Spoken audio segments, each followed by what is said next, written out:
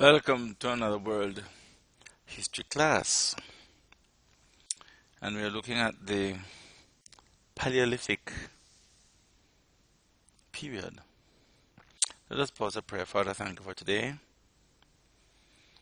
I bless you, Lord, and I ask your protection upon the participants in this course, and ask your blessing and protection for myself and upon the system now engaged to make this course possible. The devil doesn't like this that is taking place, and I have suffered at his hands. But your God, I pray you take control. I pray you run things. I pray, Lord, that you defeat him and destroy him again and his forces, and be glorified. Amen. Now,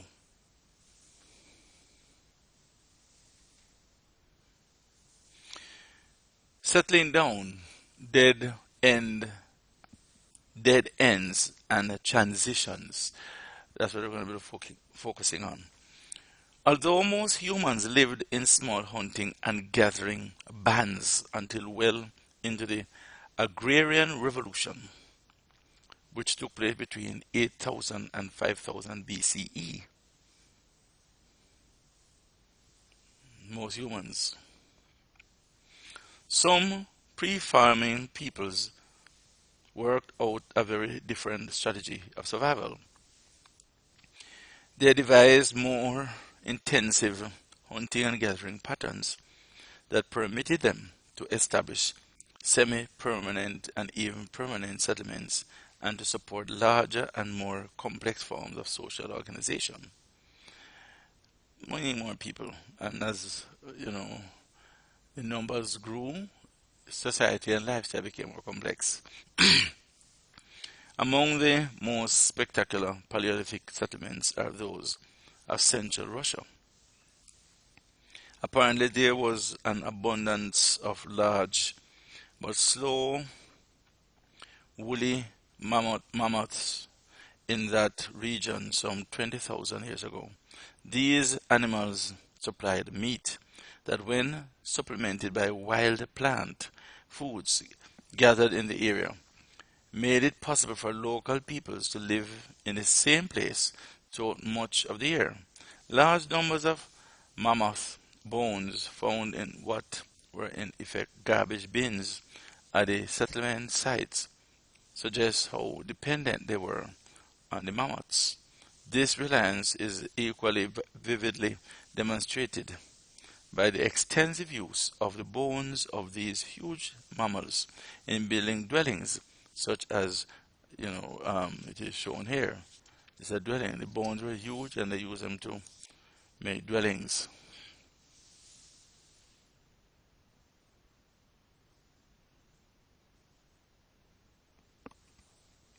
Remnants found in food storage pits.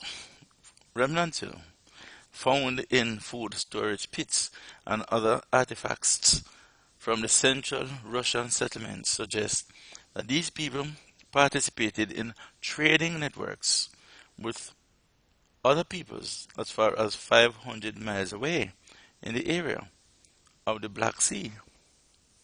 As much as 500 miles away. These people would leave their home and they wouldn't get back home until about the end of the year.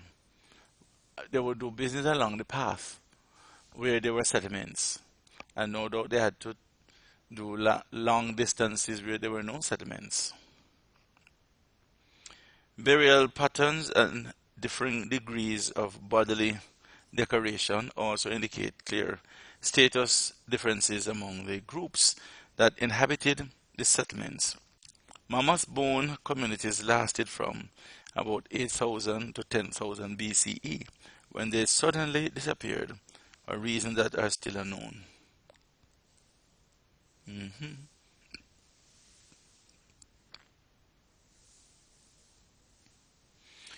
Even more sophisticated than the central Russian settlements were those of the Tufian complex, which extended over much of present-day Israel, Jordan, and Lebanon. Climate changes between 12,000 and 11,000 BCE enabled wild barley and wheat plants to spread over much of this area.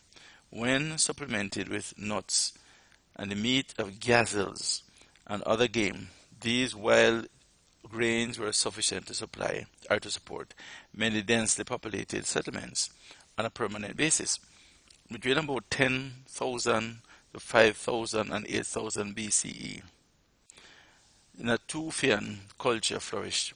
Population densities reached as high as 6 to 7 times those of other early Neolithic communities.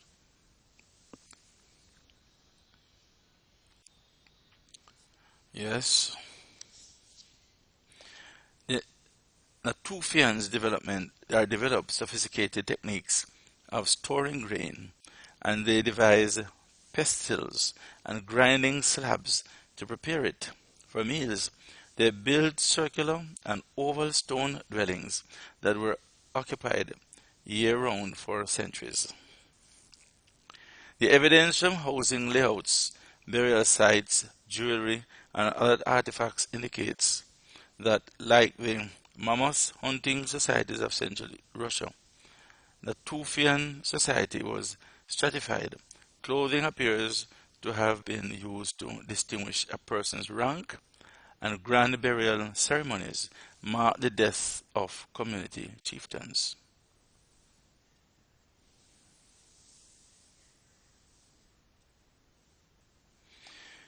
There is also evidence that the Tufian society was matrifocal. Young men went to live with their wives' families. So it's matrifocal.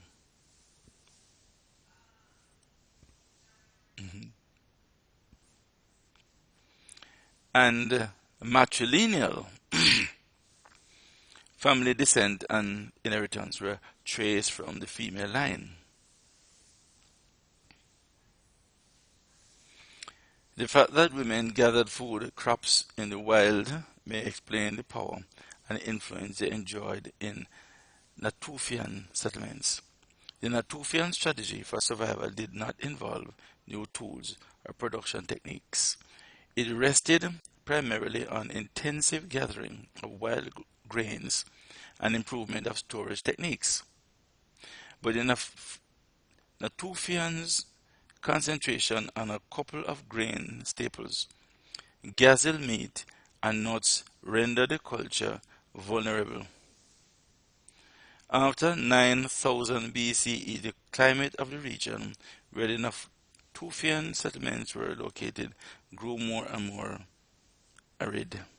The grains and game on which they depended were reduced or vanished from many locations.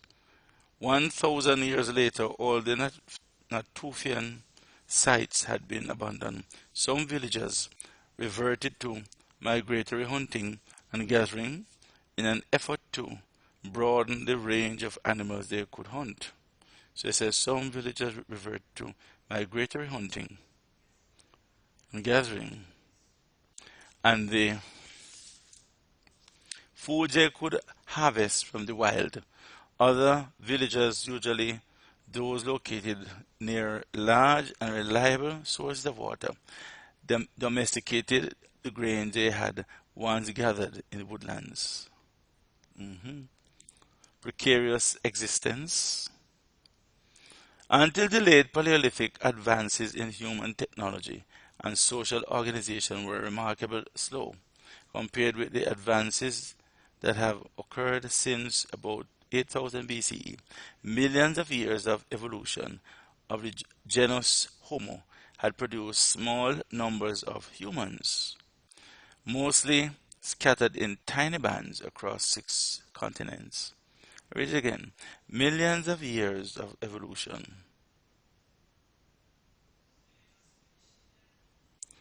Millions of years of evolution of the genus Homo. Their evolution, I mean, they kept improving and changing, had produced small numbers of humans.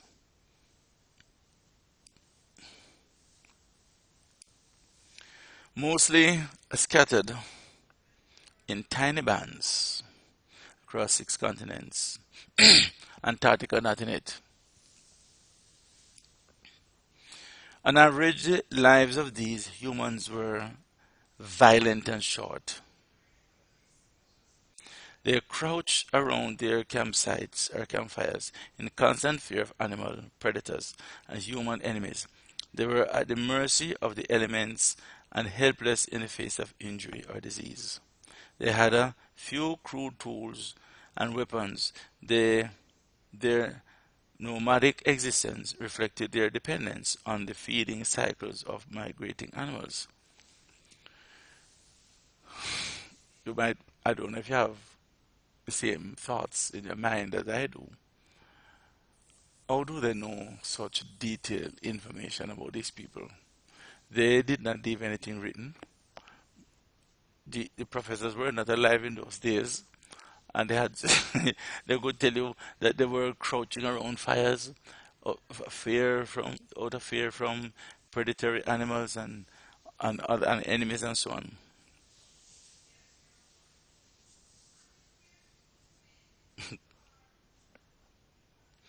The smaller numbers of human groups that lived in permanent settlements had better shelters, a more secure food supply, and larger communities on which to draw in their relentless struggle for survival.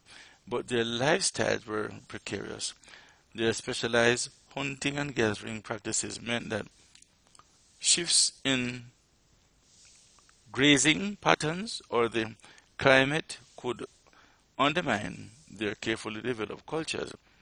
Late Paleolithic humans had improved greatly and either versions of the species, but there was little evidence that within a few thousand years they would radically transform their environments and dominate all other forms of life.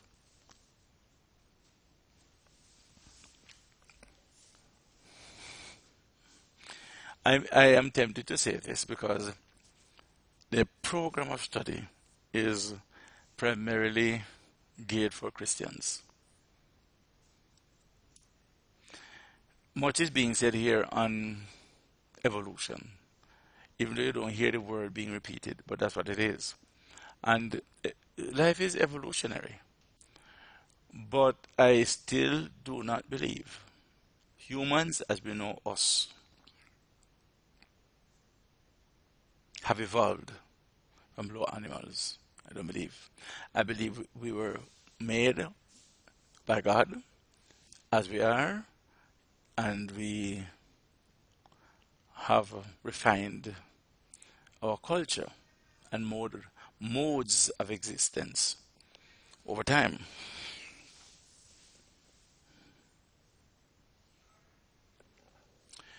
There was nothing natural or inevitable about the development of agriculture.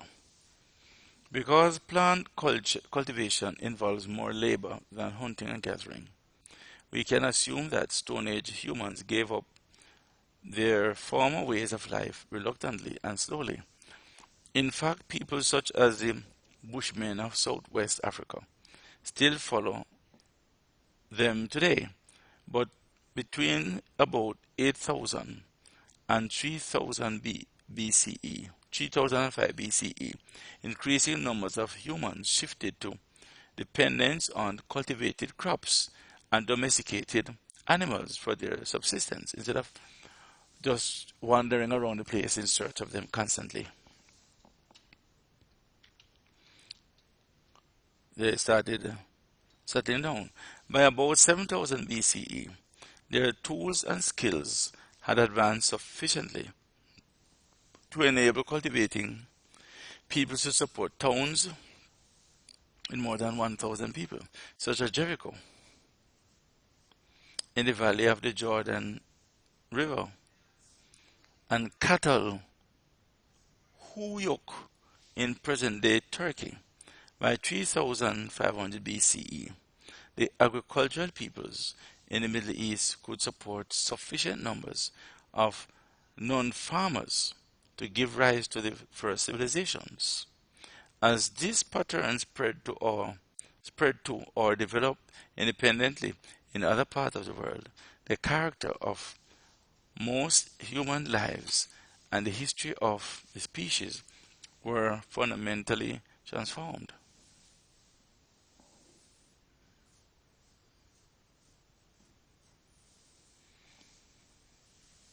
Because there are no written records of the transition between 8000 and 5000 BCE, we cannot be certain why and how some peoples adopted these new ways of producing food and other necessities of life.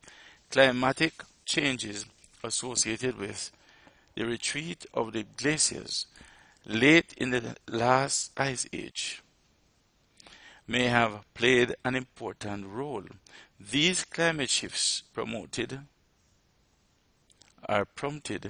the migration of many big game animals to new pasturelands in northern areas.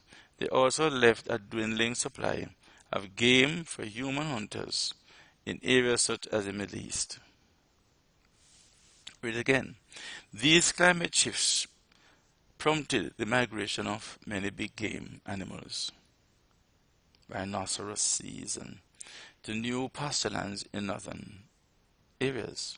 They also left a dwindling supply of game for human hunters in areas such as the Middle East, where agriculture first arose and many animals were first domesticated. Climatic shifts also led to changes in the distribution and growing patterns of wild grains and other crops on which hunters and gatherers depended. Necessity is the force of invention, the force behind it. Necessity. There's a great need here, and people started, which is not peculiar to that time, but that is a characteristic of humans. You have a need, there's a great need, and persons, maybe our person, begins to see how we can address that need. And he tries this, and he tries that, and he tries this, and he tries that, and somehow we might even get ideas from other cultures, and then he's able to put this thing together to solve that need or to meet that necessity. In addition, it is likely that the shift to sedentary farming was prompted by an increase in human populations in certain areas. This population growth may have been caused by changes in the climate and plant and animal life, forcing hunting bands to move into the territories where these shifts had been minimal. It is also possible, hallelujah, it is also possible that population growth occurred in these unaffected regions because the hunting and gathering pattern reached higher levels of productivity. People such as the Natufians found that their human communities could grow significantly as they intensively harvested grains that grew in the wild.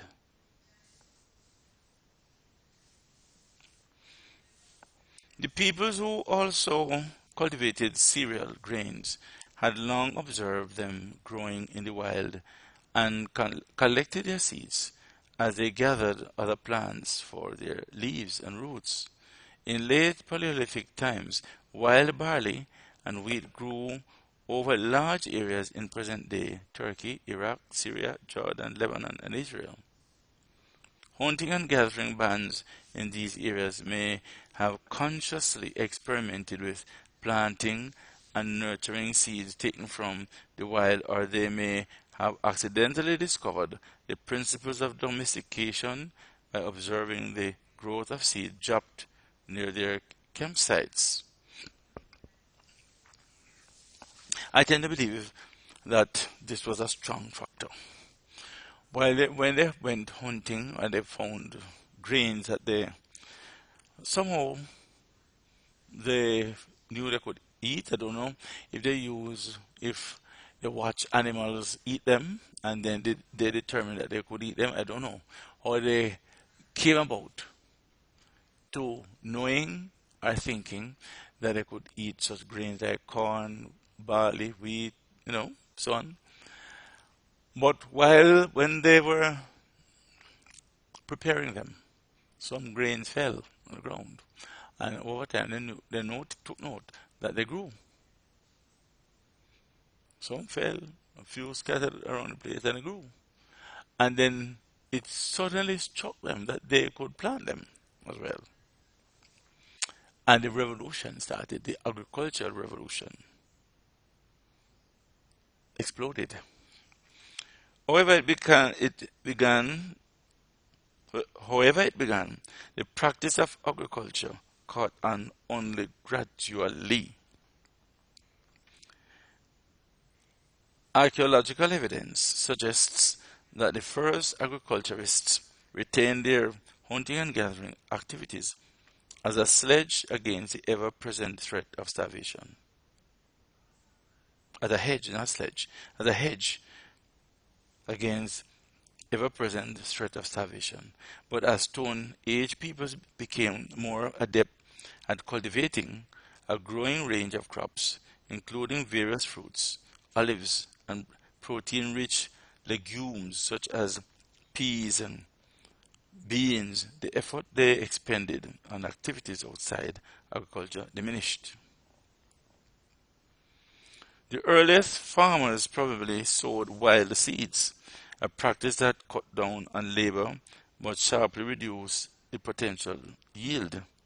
Over the centuries, more and more care was taken to select the best grain for seed and to mix different strains in ways that improved crop yields and resistance to plant diseases. As the time needed to tend growing plants and the dependence on agricultural production increased, some roving bands chose to settle down, and others practiced a mix of hunting and shifting cultivation that allowed them to continue to move about.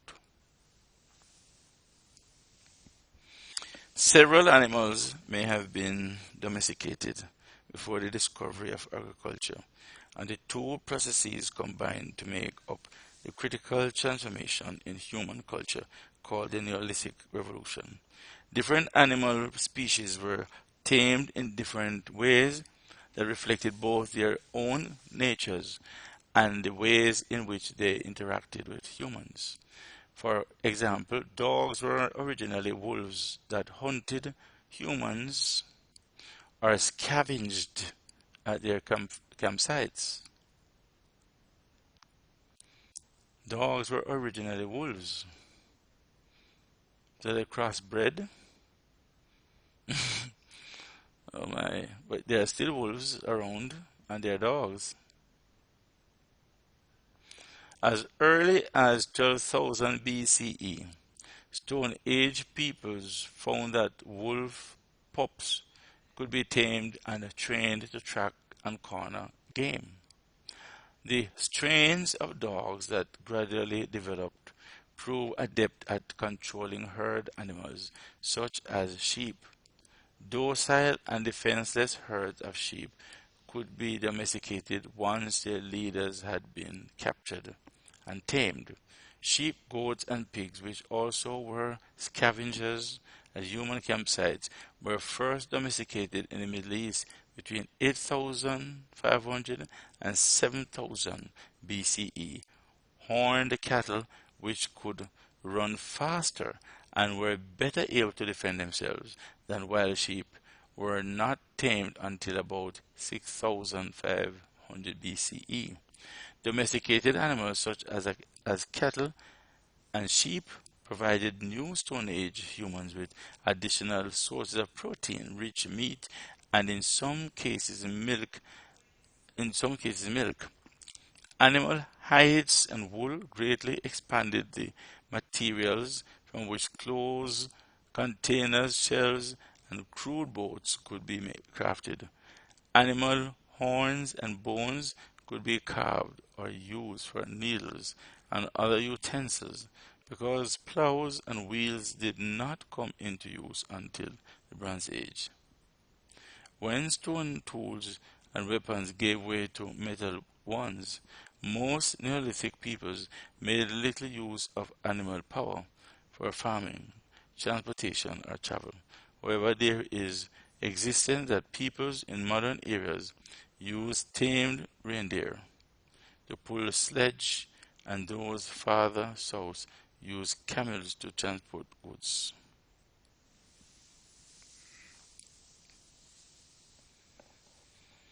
You can use a ruler and a pen to draw a line and say, right, Paleolithic age stopped here and Neolithic started here. No, it is a transition unnoticed. The transition was taking place unnoticed for a while, good while, until at a point you look back and say, but this is far more improved than this.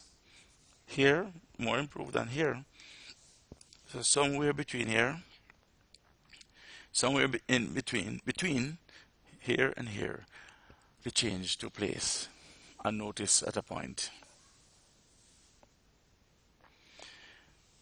We're going to look at the spread of the Neolithic Revolution, the greater labor involved in cultivation, and the fact that it did not at first greatly enhance people's security or living standards caused many bands to stay with long-tested subsistence strategies.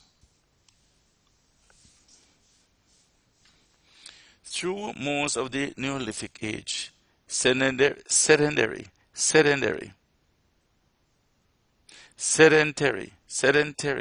agricultural communities existed with more numerous bands of hunters and gatherers. Read again. Through most of the Neolithic age, sedentary agricultural communities coexisted with more numerous bands of hunters and gatherers, migratory farmers, and hunters and fishers, long after sedentary agriculture became the basis for the livelihood of the majority of humans. Hunters and gatherers and shifting cultivators held out in many areas of the globe. They held out, still didn't log on to the progress. The domestication of animals also gave rise to pastoralism, which has proved to be the strongest competitor to sedentary agriculture as a way of life throughout most of the world. Pastoralism, or a nomadic herding way of life, has thrived in semi-arid areas such as Central Asia, the Sudanic belt south of the Sahara Desert in Africa, and the savanna zone of East and South Africa. These areas could not support dense or large populations, but they have produced independent and hardy peoples. Nomads were well versed in the military skills needed to challenge more heavily populated agrarian societies. Horse riding nomads who herded sheep or cattle have destroyed powerful kingdoms and laid the foundation for vast empires.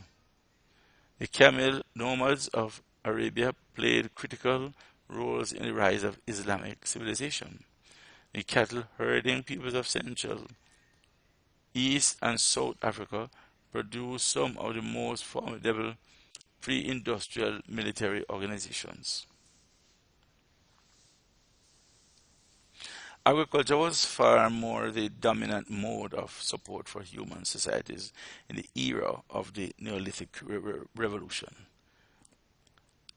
But those who adopted it survived and increased in numbers. They also passed on their production techniques to other peoples. The spread of key crops can be traced to the different points. Wheat and barley spread throughout the Middle East and to India. These crops also spread northward to Europe, where oats and rye were added later. From Egypt, the cultivation of grain crops and fibers such as flax and cotton used for clothing spread to peoples along the Nile in the interior of Africa, along the North African coast, and across the vast savanna zone south of Sahara Desert. Agriculture in the African rainforest zone farther south evolved independently in the second millennium BCE and was based on root crops such as cassava and tree crops such as bananas and palm nuts. In northern China during the Neolithic Age, a millet-based agricultural system developed along the Yuanji or Yellow River basin. From this core region, it spread in the last millennium BCE, east toward the North China Sea and southward toward the Ganges basin. A later but independent agricultural revolution based on rice began its mainland Southeast Asia sometime before 5000 BCE and slowly spread northward toward South China and west toward India and across the inlands of Southeast Asia.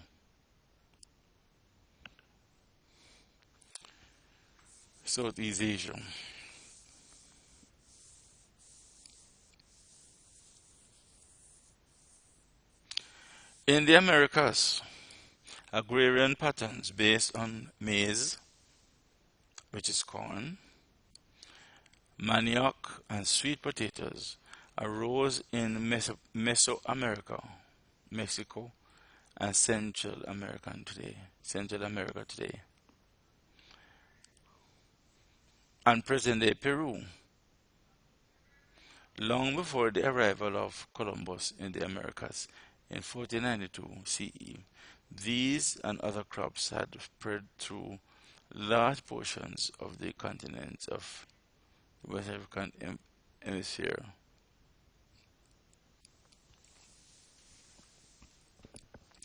Again, long before the arrival of Columbus in the Americas in 1492 CE, these and other crops had spread through large portions of the continents of the Western Hemisphere, from the temperature woodlands of the North Atlantic coast to the rainforests of the Amazon region. Thus, varying patterns of agricultural production were disseminated on all the inhabited continents except Australia to nearly all the regions of the globe with sufficient rainfall and suitable temperatures. Wow.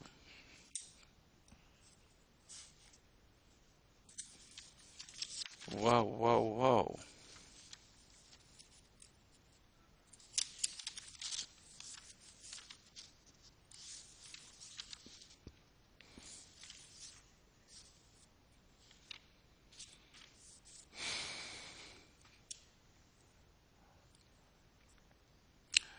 All right. I want you to do your reflection and email me. You soon get some research to do, some certain topics to research and then include in your reflection. You soon get that. God bless you. God bless you. God bless you.